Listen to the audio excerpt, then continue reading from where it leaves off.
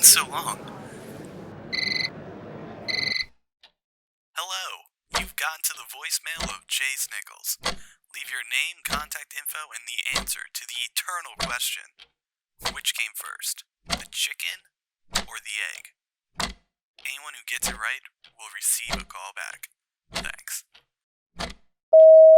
We're sorry, the number you have dialed is not in service at this time.